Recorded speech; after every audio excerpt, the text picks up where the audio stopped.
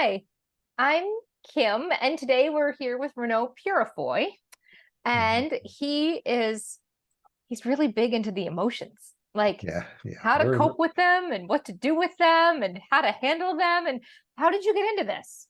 Well, it's something I've been interested in. Whoop, let me pull this over. Something I've been Mhm. interested in all my life. As a kid, both my parents came from farming backgrounds, so we had dogs, cats. I raised chickens, rabbits, had a parrot, and various other things, and trained the chickens to stand on little boxes and stuff. And I only trained chickens on the block, so Wait, the I only always, trained chickens on the block? Is that what you said? The only trained ones? yeah. Yeah. But you only Well, you train got the them to stand on a box, so they're on a block, right? Chickens on well, a yeah. block. We had grapes, and so they do anything for grapes. So I just So yeah, so interest in animal behavior, imprinting was just being discovered at that time and a lot of that basic stuff.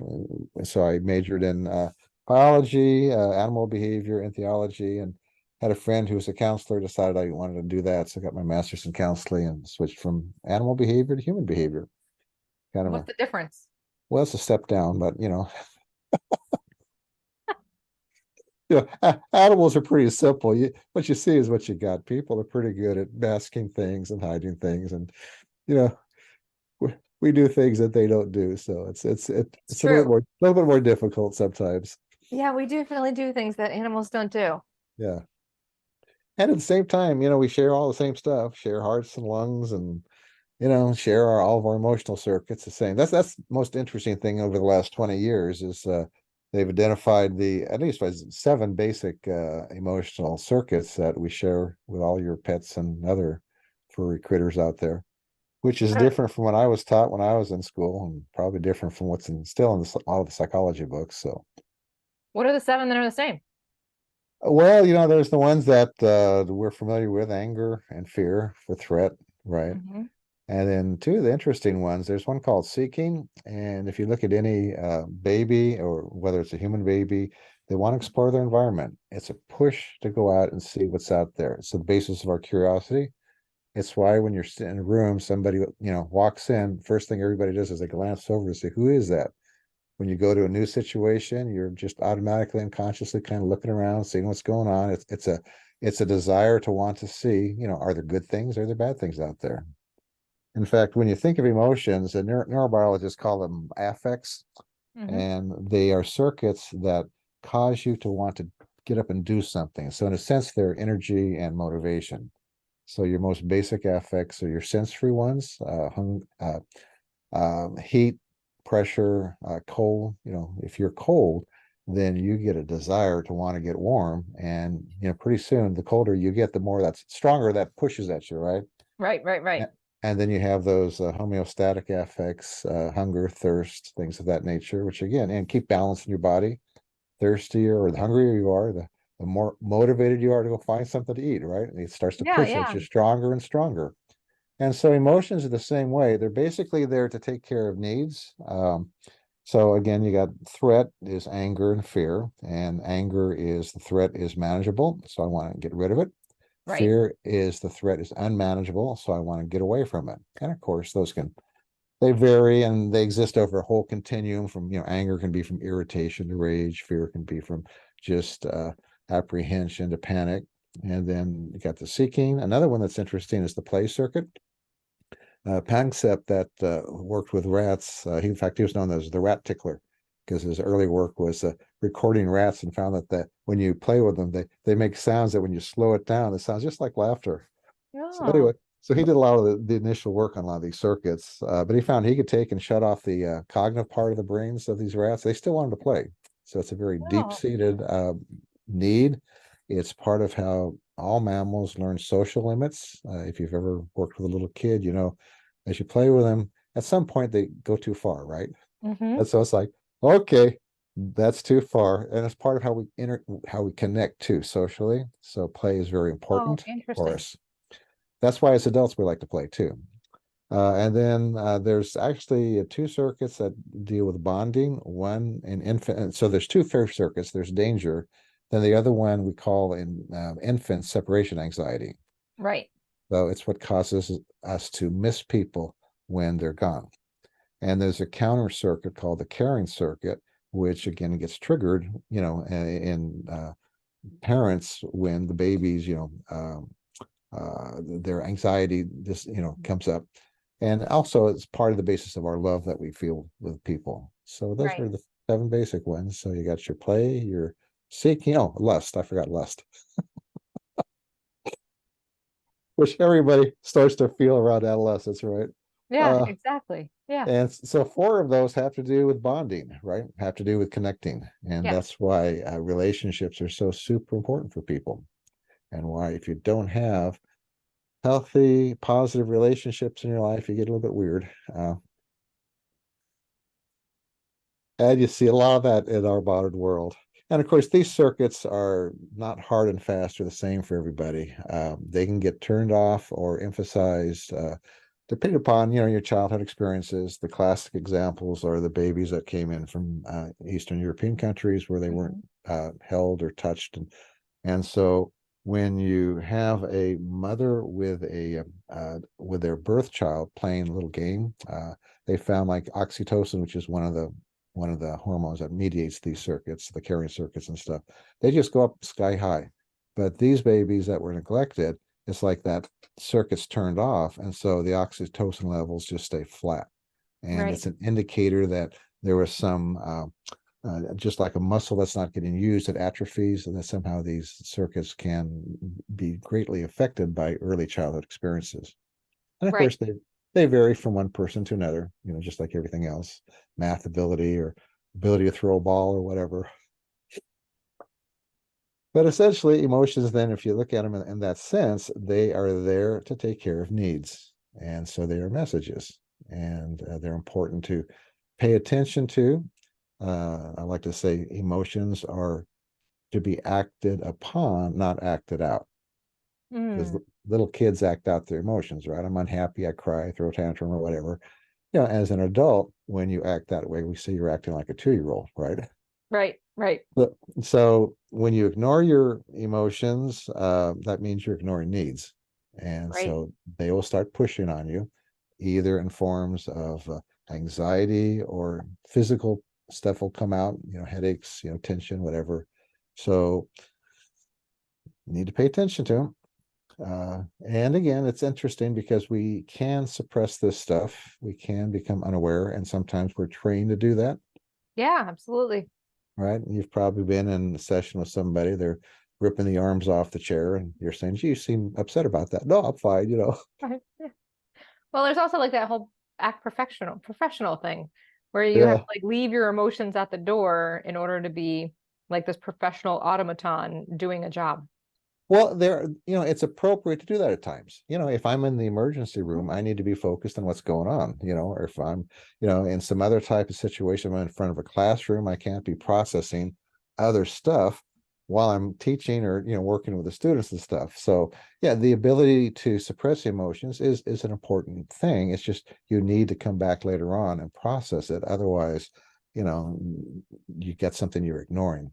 In fact, it's interesting. I worked a lot with panic disorder, in fact, for 20 years. And so people would get to where things, well, first of all, when did the panic attacks start? Usually these are just a stress reaction. Right.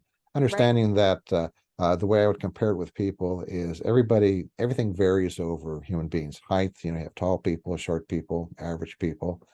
So likewise, your reactivity or sensitivity varies. And so the people I worked with tended to be very reactive, sensitive people, which is actually a very good quality. It's the quality about them that other people liked best because they were intuitive, they read people well, that sort of thing. It's just that it was kind of like a house where the wiring's not quite up to code, plug too many things in, and the circuit breakers trip, right?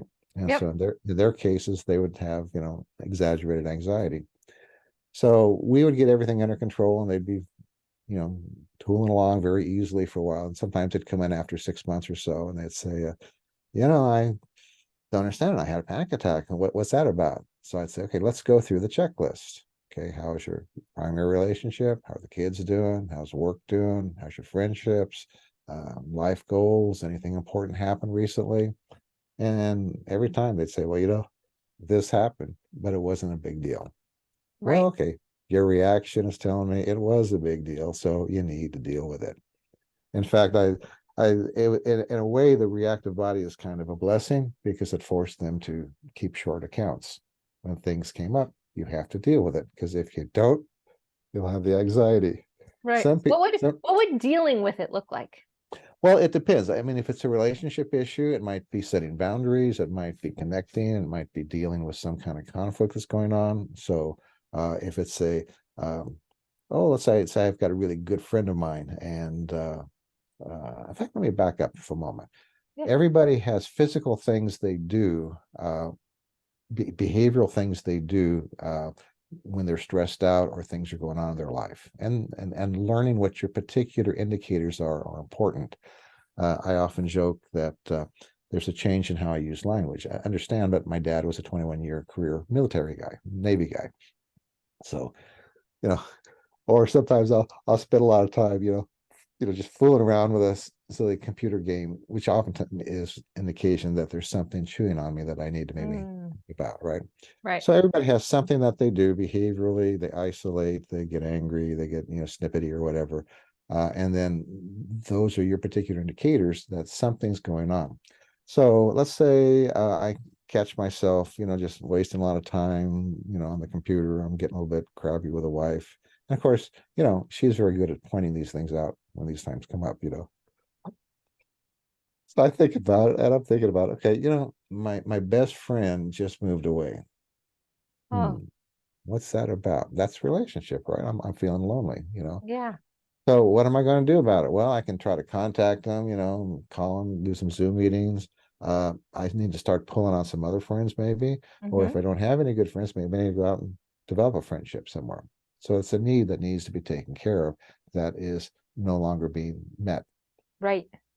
So, if it's a work situation, it might be that work is chewing me up and I need to consider maybe even either doing a lateral shift or getting a new job. So it varies tremendously because life issues vary a lot. But Right. it's a matter of identifying, okay, this is pushing on me. If it's threat, then you got anger or anxiety, right? That Hmm. you're a threat. If it's kind of that sadness, depression is just a form of sadness, then that means there's a loss somewhere in my life. So I need to identify where's that loss? How do I deal with it? And that's basically what you do in counseling, right? It's just Yeah. kind of work backwards. And okay, so something's going on. So let's identify what it is. Is it a loss? Is it a threat? Is it something that's not being met in your life? Like, which again is a loss. Then what steps can you take to start to meet that need that is being ignored or not being met? Thank you. I mean, that's the history of therapy, right? Pretty much. Yeah.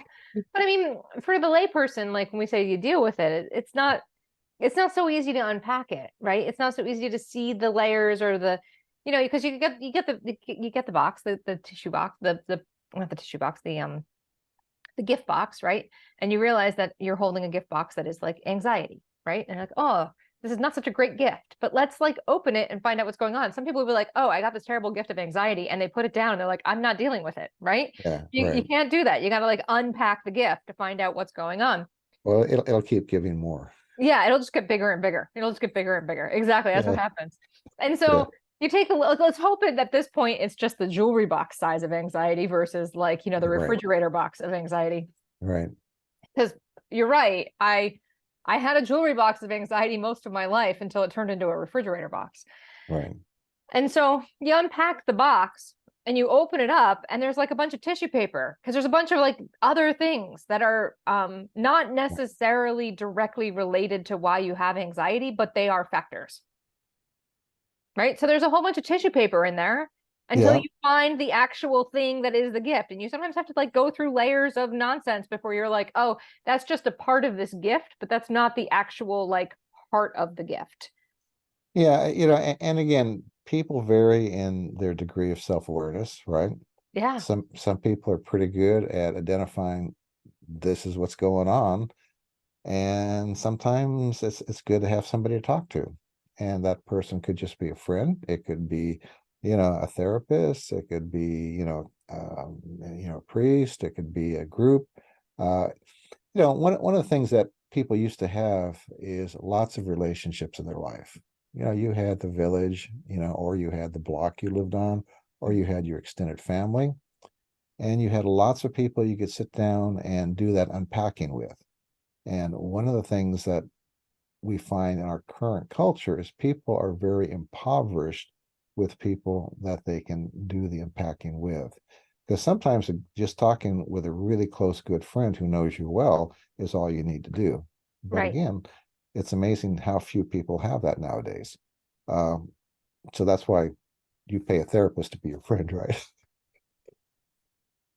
A lot of times that's what you are, is really a good friend who can objectively look at what's going on in the person's life and say, okay, here's what I'm seeing. And then it puts the gift in the other person's hand to, okay, so what am I going to do with it? Right.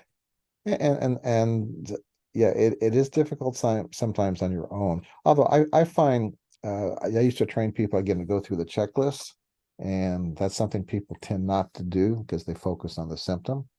But Right. going through that checklist, okay, how's my relationship going? How am I feeling about it? My primary one? How about kids? How about friends? How's work? You just kind of go down the checklist of all the stuff in your life. And sometimes having somebody go through that with you helps. But a lot of people, once they learn how to do it, I find they can start to do that on their own and start to kind of go through that tissue, as you say, and identify it. One of the interesting things that happens when you're getting stressed, whether it's because of physical stress or emotional stress or issues in your life, is all the little stuff becomes super important. Mm. you know uh, Yeah. you're late for work or whatever, and suddenly everything that your mate does wrong needs to be corrected now. All your kids, all those issues got to be dealt with. It's like, when you're calm, and it's like it's no big deal, which is again another indicator that something's chewing on you, right? Is when all the little stuff starts to take on major importance. Right. And so that's when, again, I know you need to start saying, okay, I'm focusing on all this other stuff. There's something I need to maybe just focus on directly. As a stress training, I know that's one of the things I say is just take care of the big important things at that moment and let the little stuff slide until you're calmer. Right. Right. Mhm. And then when you're calmer, the little stuff probably won't even matter that much. Most of the time it isn't. It's not that big a deal, and it's easier to put things in perspective. Because again, the stronger the emotion is, the more those frontal lobes, the thinking part of your brain, shuts down. And that's Mm. why emergencies people, personnel, military, they train so that they don't have to think about what they have to do. Because during those times of emergency, again, you're not thinking clearly. Right. And so you need to have already locked into place what you're going to do, which is like with parenting, right? When you do parenting classes, you say you need to have decided beforehand how you're going to deal with situations. So when you're in the moment, you can do it without a lot of thinking. Because if you Right. think, you're going to get you're going to, you go to your room for 10 years, you're never going to get it back again the rest of your life, that type of stuff. For 10 years. My Well, dad used to say when we were little that bees got it right because they would like hold the young up. They would yeah, take when they turn into teenagers, they would put them in the side of the wall of the beehive and yeah, wall them in and put them in solitary confinement until they right, were mature enough to come out of solitary confinement. right, right. Yeah, it's we do some strange things when we're strongly emotional. Unless you've already thought about it ahead of time and you've got some things locked into place that you can do without thinking about them. Um, and that takes practice and some forethought, which a lot of times is not part of the way we deal with stuff. No. Yeah, So you have a book that just come out. right. What's the title? Oh, it's called Why You Feel the Way You Do. So, and it takes people on a journey. We start off with just the things we're talking about now. What are emotions? Why do we have them? How do they function? Then I talk about triggers and core response patterns that people have, and then finish off with the three things that make people happy. One of the things about emotions that's interesting is it's the way the brain uses to index information. Hmm. The brain is always making associations. In fact, it's amazing how unconscious we are during most of our day. Um, and the brain is doing all this different stuff going on. I mean, I walk down the street, the brain is coordinating the body. It's looking out for danger, for good stuff. All the while I'm thinking about what am I going to have for lunch, Right, but right. not really pay, or driving a car, same thing. I only become fully conscious when a truck goes by or something, that the brain says, okay, better pay attention to this, right? Yeah, yeah. And so as things happen, as you grow up, the brain, if it's important, there's an emotional tag gets put on it, either positive or negative, which is why experiential learning is more valuable in many ways than book learning. And the analogy I make is I can read everything there is about driving a car, and I can fully understand all the principles of driving a car. But until I get behind the wheel, oh my gosh, that didn't work. Oh, this feels pretty good. Now the brain can start to associate emotions with the different information as well as the coordination that, to carry that out. And Right, now it becomes automatic, and I no longer have to think about it. And unfortunately, we make associations sometimes that are not accurate in our adult world, things that were accurate, and we call these core response patterns. hmm, They're just a collection of conditioned response patterns. So somebody growing up in a violent household, let's say, they might learn that conflict is dangerous, right? So right, I need to avoid conflict. That becomes an automatic unconscious response pattern. And now as an adult, any signs of conflict trigger danger, right? And so they'll right, come in and they'll say, I don't understand it. I was out to lunch, I wanted to eat this, my friend said I shouldn't, and I just automatically didn't do it. And it's because it's a conflict, right? And so they have to learn to basically desensitize to it. So much of right. this stuff is a process of desensitization, and what that is with phobias, probably the easiest way to understand it. If I have somebody that has a fear of water, then we go through a process of desensitizing to it, because initially water just triggers that fear response. Hmm. The frontal lobe shut off, and oh my gosh, I got to get away. So you have to slow it down. You have to have tools to calm yourself down, and especially the self-talk, right? Hmm. So the one lady I'm thinking about, her brothers used to tell her there are piranhas in the pool going to eat her toes, right? So she had this terrible fear of water.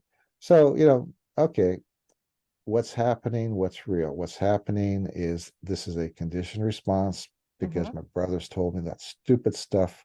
There never were piranhas. I was always safe. I'm safe right now. Now let's just sit next to the pool and read a book for a while. If I get comfortable with that, then I'll start sticking my feet in the pool and, again, calming myself down. Pretty soon I'm in the pool and I'm enjoying the water again because I've Right, now desensitized to that.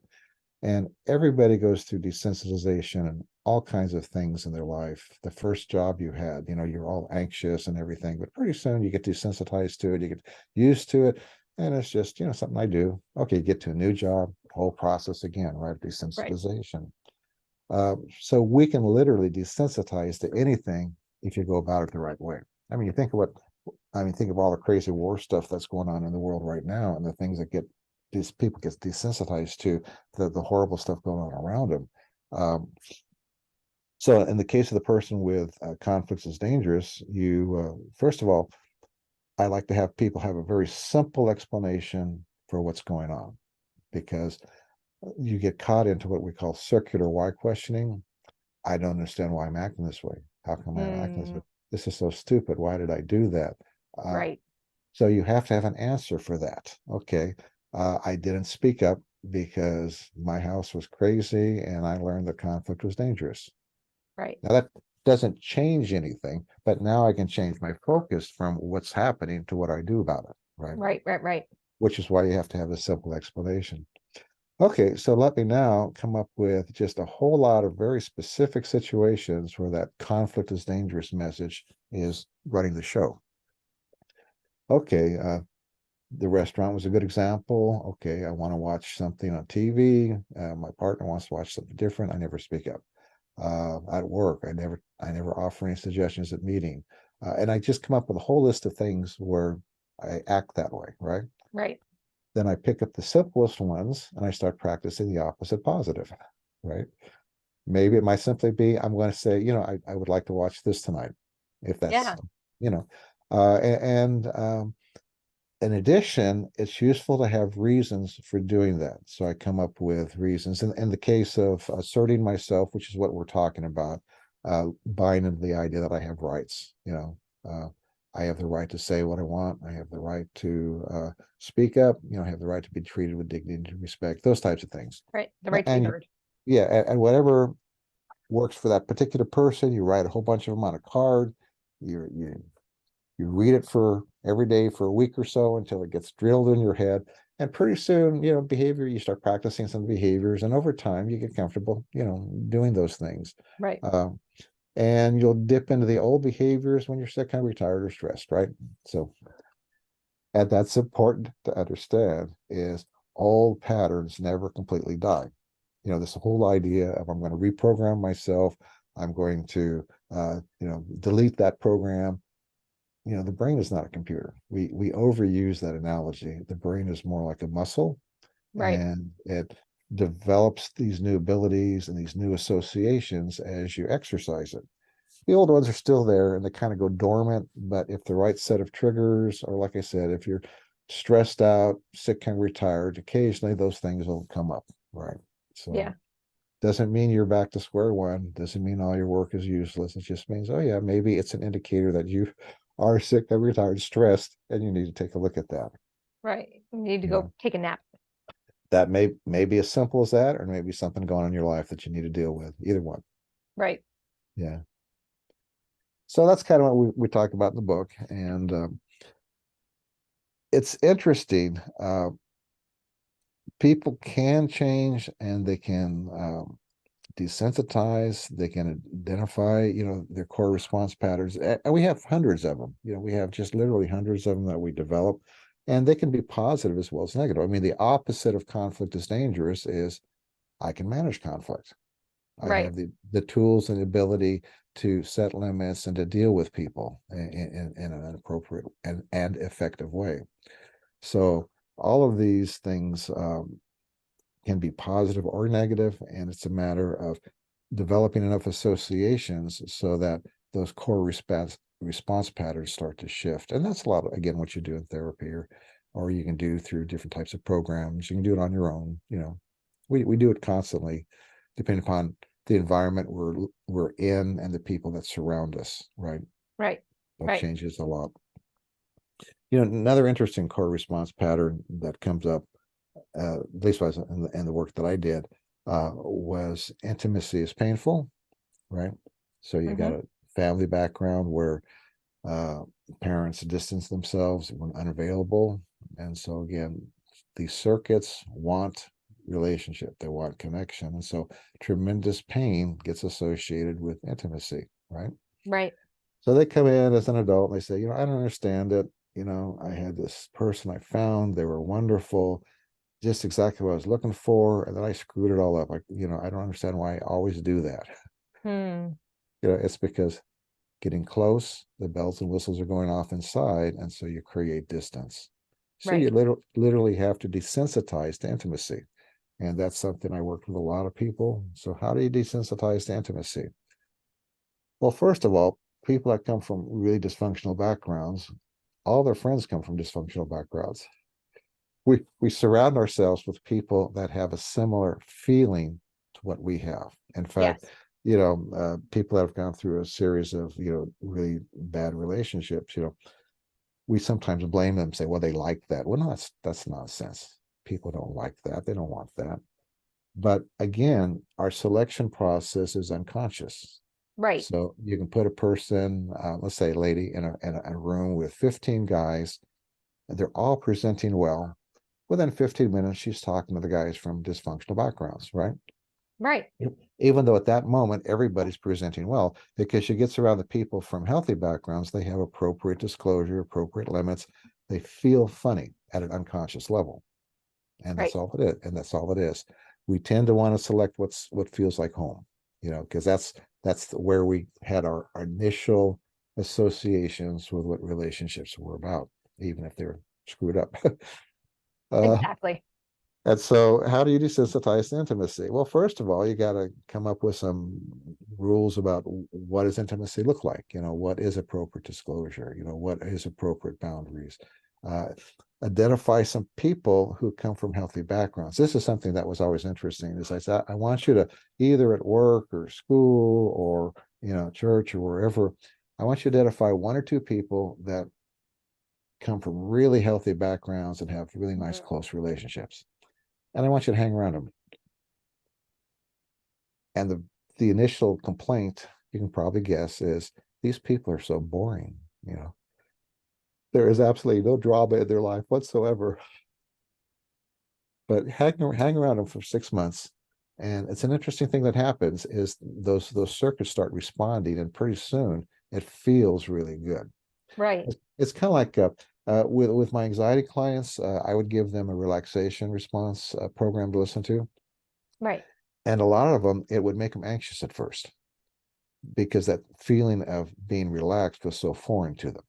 Yeah, it You feels know, like really uncomfortable. yeah, it was so they had to literally get used to feeling relaxed, which some people say, well, that's silly, but it's a reality because they're just always uptight.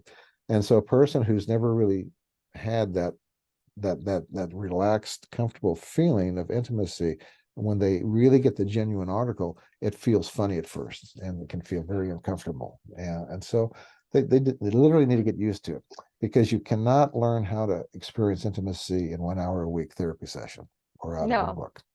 You have to experience it with real life people. And so you have to find some people and you start having to start hanging around them. And it can be, like I said, at church, it can be school, it can be, a bicycle group, some other kind of organization you're in. They're out there, and it's just a matter of kind of looking for them. And the other thing to keep in mind is there's an old concept that I like to use called your dance card. So okay. back in 100 years ago, you'd go to a dance, you'd have a little card, and, well, I'm going to do the waltz, I'm going to do the foxtrot, and you dance, And and then you fill some out your guy would card. come up and put their name Yeah. on your line. Right, right. And so when you're trying to find somebody to hang around and become a friend with, a lot of times their dance card is full. So you're trying to invite them out to have coffee or, get together, this or that, and they keep putting you off.